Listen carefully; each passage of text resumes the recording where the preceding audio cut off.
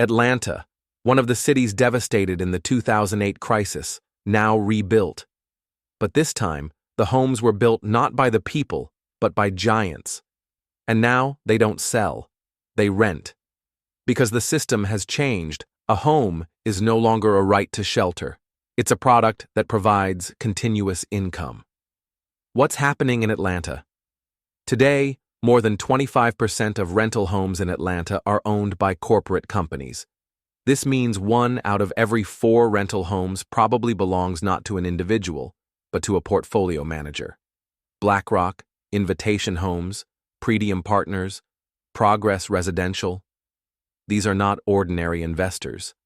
These companies earn billions annually from rental income. And they don't have to outbid you to buy homes. They just get there before you. How did we get here? Millions lost their homes in the 2008 crisis. Big investment firms turned this gap into an opportunity. They bought houses in bulk whose prices had collapsed, from banks, from auctions, from courts. Back then, there was no law preventing them from owning the homes, and these companies bought with the intention of never selling again. Making money by renting was safer than selling. Some local restrictions came up in 2023 and 2024. Some states and cities proposed restrictions on this. For example, in states like Texas, Florida, Minnesota, bills were prepared to limit corporate property ownership. But most of these bills were either rejected or put on hold. Why is it still allowed? Lobbying. BlackRock and similar giant companies conduct billion-dollar lobbying activities. The government needs the rental model. As the middle class cannot buy homes, they become captive renters. This means steady tax revenue and control mechanisms. Laws favor companies. The American system considers property rights sacred, regardless of whether individual or corporate. Therefore, restricting companies from buying homes may lead to constitutional challenges. How many homes do these companies own? Invitation Homes, more than 80,000 homes. American Homes, 4. Rent, 55,000 homes. Pretium Partners, 90,000 homes. Blackstone, recently re-entered the market through indirect means.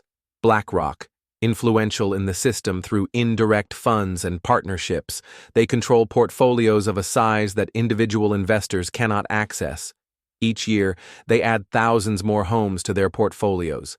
And this is just the beginning. Crisis Zone Investment Strategy. These companies target high migration, low-cost housing areas with potential for future value increase. Atlanta, Phoenix, Charlotte, Tampa, Las Vegas. In other words, poor but promising cities. Companies buying homes in these areas lock down the region. Then they raise rents. Home prices rise. People are left with one option: either rent from these companies or leave these cities. Systemic transformation. This is no longer a fight for individual home ownership. It is a systemic transformation. The middle class wanting to buy homes is constantly excluded. Why? Because these companies need a fixed income investment product. A home is shelter for you. For them, it's an 8% annual return. The endless rent trap. If you don't own a home, you don't have freedom. Investors know this.